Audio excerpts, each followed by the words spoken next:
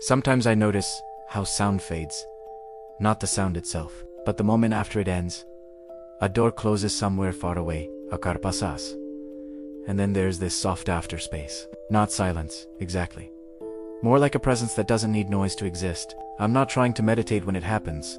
It just happens, and for a brief moment, everything feels suspended, as if reality is holding its breath.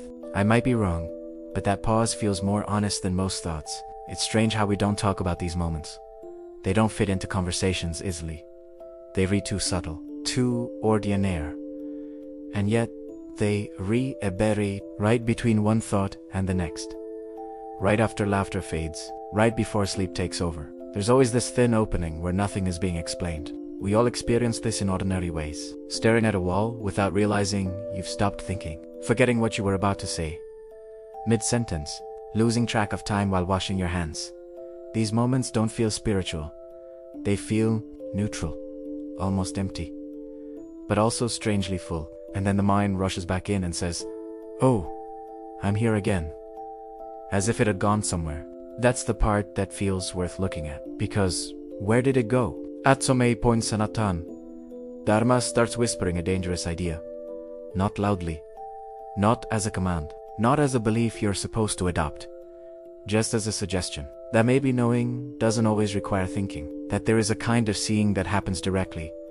Without effort, without distance, without a middleman. They sometimes use a word for this, Aparoksha. It simply means not indirect, not secondhand. Immediate, like touching fire. You don't need a definition.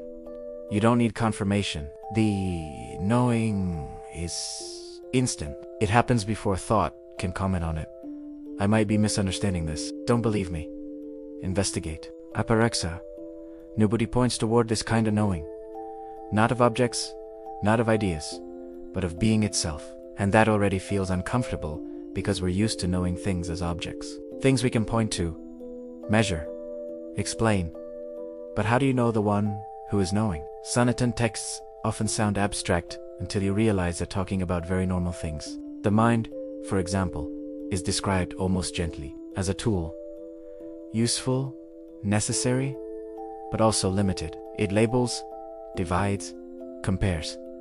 And most of the time, we assume whatever passes through this mental lens is reality itself. But what if the lens is part of the appearance too? Again, I might be wrong.